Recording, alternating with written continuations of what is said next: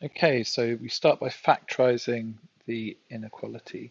Now this is the difference of two squares, so we can factorize it straight away into the sum and the difference of x and 5. And we are looking to be greater than 0. So we are going to shade the parts of the line above the x-axis.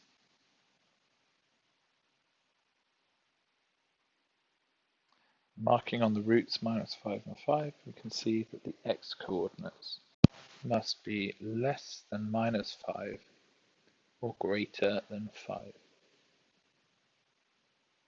And that's our solution. Slightly more tricky quadratic to factorize. We start by multiplying a and c, the first and the last numbers that you see in the quadratic to get 6, and b is 5.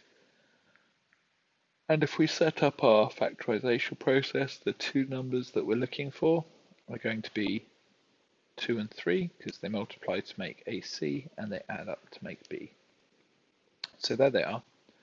We can factorize the second bracket by taking a 2 out.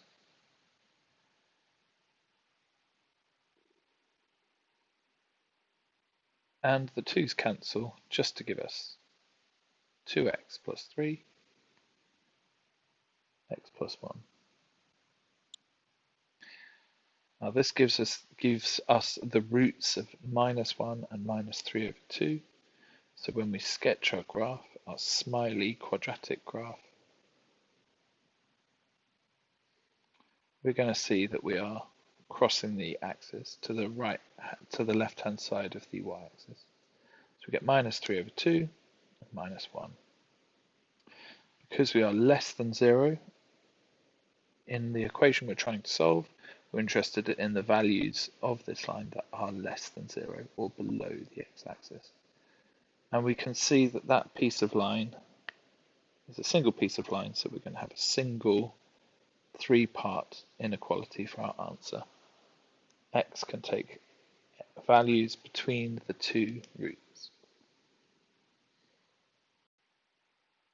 Finally, we can take a factor of 3 out straight away, and we can see that we do difference of two squares.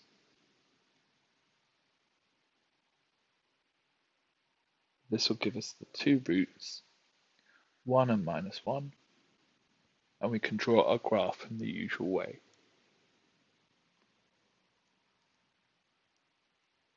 Once we've done this, we're looking at the less than or equal to 0. Now what this means is we're going to draw the dots where our roots are, but we're going to fill them in. We are now looking below the axis and shading in the parts of the graph we see below the axis.